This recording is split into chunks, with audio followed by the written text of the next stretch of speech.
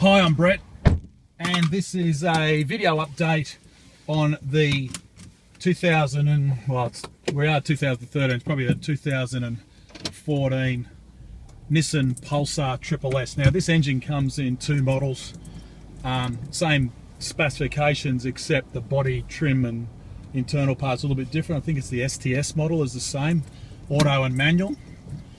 Take it for a road test and want to give you some feedback on just what the car's like to drive. I'm just leaving MOT. It's a bit of a busy afternoon here at the moment, but we've had this car all week for some R&D from our local, one of our Nissan dealers, and the fantastic thing is this engine has got the same configuration settings as the Nissan Juke, which has been available overseas for over a year now. 1.6 turbo petrol twin cam direct injection technology engine, which runs incredibly similar map and boost control settings as the Nissan R35 GTR, so it's got a very advanced boost control system. Have a look at the video page on our Facebook page or the MRT performance page under performance power kits or dyno data, and you'll just see how much better this car goes after we've done a custom tune to the factory ECU.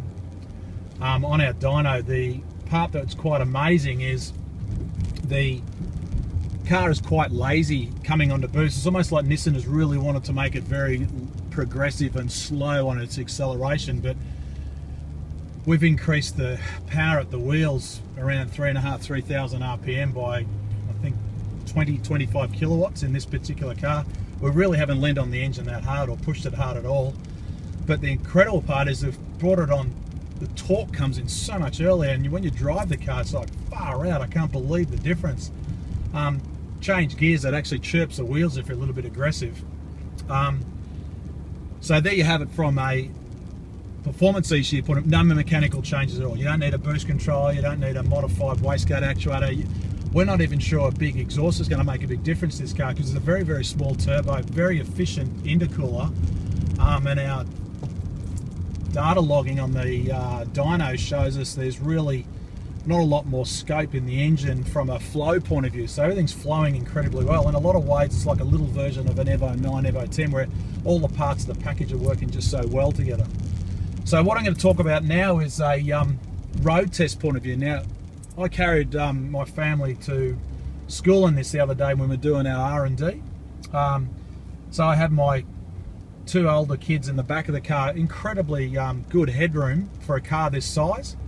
I'm not so happy about the shift assembly being a front wheel drive car. I haven't had a close look yet, but I suspect it's a cable operated gear shift assembly, so it's a bit like my turbo diesel Subaru Forester rally car or the Subaru current model Liberty GT with a horrible cable mechanism.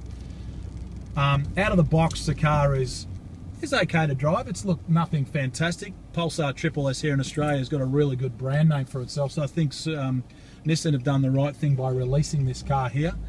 I suppose by demand at the moment it's a 3-month wait to get the auto or the manual version. It's a 6-speed manual transmission. I haven't driven an auto, so I'm really not too sure what is available in that, but the upgrade for what we're doing is all about enhancing the package and what we can do with that. So first of all, we road tested the car, did all that data logging. This car now has got Tein adjustable coilovers front and back. You can have a look at the static pictures of the car on our Facebook pages. Search MRT Performance and go to the albums under the photos, and you can see some pictures and the dynograph in there as well of what this car looks like. A few little things I don't like. We're going to have some more ECU testing coming up with further updates to fix what we call throttle hang. So when you accelerate and change gears, it's almost like I'm a little bit late taking my foot off the accelerator. The car holds the engine RPM for just that little fraction of a second after I take my foot off the accelerator, and that's a little bit unusual, but sooner or after a while you sort of ignore that.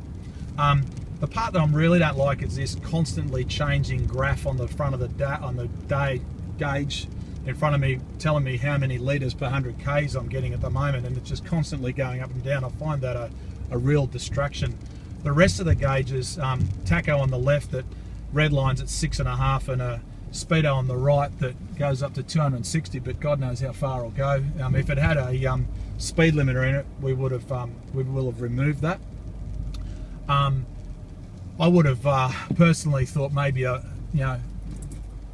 boost gauge in the middle might have been an added feature. But the thing that other little things I noticed is the electronic start-stop, which is a little bit hidden and down out of the way. Now in my BRZ it's in the center console and around about here, but I think down here it's a little bit hidden. Now it's a bit of a trend these days with manufacturers moving towards electronic start-stop technology, which is in some ways good, but in some ways it can be a bit of a pain. Remote keyless entry with a fob, so there is no key to put in the dash. The stereo with a navigation system that comes factory standard is quite intuitive. Look, I'm not a big person on stereos and in-car systems. All the stuff that I look at is, can we turn the stability control off? So yes, you can partially. We haven't done any testing on how far it will actually turn it off, but based on our experience, I haven't found a car yet that it actually 100% turns it off. Mind you, in another Pulsar that we've tested, with it off on a standing start, it will allow you to light up the tyres, which gives you a bit of a quicker acceleration run to get the car moving. I haven't found a function yet if you hold the button on, if it turns it down a bit more. As usual, again, I make no excuse. I don't read the manual that comes with the car. I doubt most people would. But from a handling point of view, the steering is quite what I would expect out of this car. Look, it's not a BRZ Toyota 86, but then it's not a big, family car as well. I think for what the market that it meets is quite good. The CAN bus interface on the electronics in the car is quite good as well. So it allows, simple things like the ticking of the indicators are all electronically generated. There's no more mechanical control over the flashing of the indicators on this particular car. The seats are probably not what I would quite expect from a SSS type model car. I think Nissan probably underestimated what the clients are looking for in this car. It lacks a little bit of support under my legs. Now I'm about 6'1". I've got the seat a fair way back as far as it will go, so I've got a fair bit of room. I haven't even looked to see if it does have adjustable steering column up and down and in and out, so that's not too bad. So whether you're short or tall, it does have a lot of legroom. So if you're a big person, as you can see here, there's a fair bit of headroom. And even with this seat all the way back, there's an amazing amount of legroom in the back of it. So if you're carrying more than 2 people in the car, I think it's good. Still has a fair bit of room in the boot. The car's a little bit deceptive on actually how big it feels. It's bigger than the Nissan Juke that's coming on sale soon. But probably bigger than the old model Pulsars that we've had in Australia. The interesting thing is this car at the moment is only sold in Australia and Japan. All our friends overseas are jealous that we've got this car from America and Europe because it's not on sale there, and I'm a bit of a wondering why that hasn't happened. But from a overall point of view, little things like the washers, the wipers are all doing as you would expect. There's no tricky stuff like, let me just see. Okay, so if I put the washers on, it's got auto wipe. And some cars these days actually give you a second wipe. Oh, there you go. It's just done it a couple of seconds later, which I think is quite trick. I think it does it in one of the four-wheel drive models that I've tested when we've used in our reconnaissance with a rally car. From a standing point of view, I've got to be a little bit careful here because there's a speed limit, but just from a standing start, take off, as soon as I get to 3.5, it grabs the gear, and then it really lays you back in the seat. With this upgrade, which we'll be calling our XA Power Kit, you can really feel the car grab that boost and that low end torque as you grab second gear. First gear is always a bit of a battle for any turbo car to keep ahead of the rapidly accelerating engine as you're bringing it on to boost. But yeah, look, I'll be honest with you, I think it's a nice car. I haven't driven this car at night. It's going to get collected by the dealer pretty soon. And if you're looking for a bit of a sporty family small size car, I think the Nissan Pulsar SSS is a car that you should consider.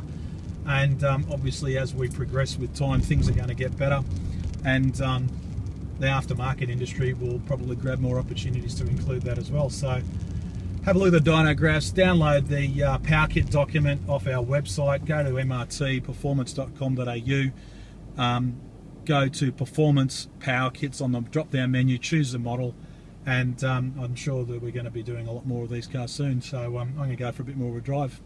Bye for now.